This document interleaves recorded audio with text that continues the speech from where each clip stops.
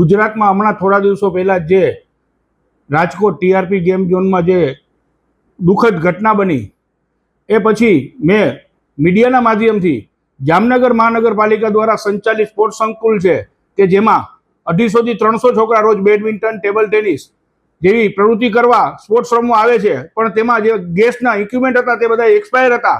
પણ 20 દિવસ પહેલા મેં મીડિયાના માધ્યમથી આ જામનગર મહાનગરપાલિકાની કુંભકર્ણની નિંદ્રામાં સૂતેલી તંત્રને જાણ કરવા છતાં આજે પણ તેમાં કોઈ પણ જાતની કાર્યવાહી કરવામાં આવેલ નથી. અને જો આવી કુંભકર્ણની નિંદ્રામાં જામનગર મહાનગરપાલિકાનું તંત્ર સૂતું રહેશે તો શું કોઈ દુર્ઘટનાની રાહ જોવે છે?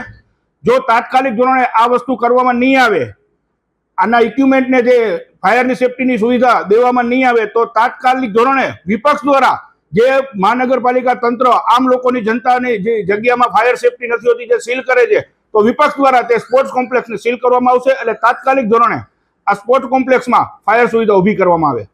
સર, અહીંયા જે આપણે સ્પોર્ટ્સ સંકુલ છે એમાં એક પણ ફાયર સેફટીનું બાટલું નથી અને ત્યાં રોજ 250 થી 300 જેટલા સ્ટુડન્ટ ગેમ રમવા માટે જતા હોય. શું કહેશો એના વિશે? તમે જે કીધું છે એ વાત ધ્યાનમાં નથી, અને આ હકીકત હોય તો ત્યાં પણ ફાયર સેફટીના સાધનો ઝડપથી મુકાઈ જાય એવી હું સંબંધિત બ્રાન્ચને સૂચના આજે જ કરું છું.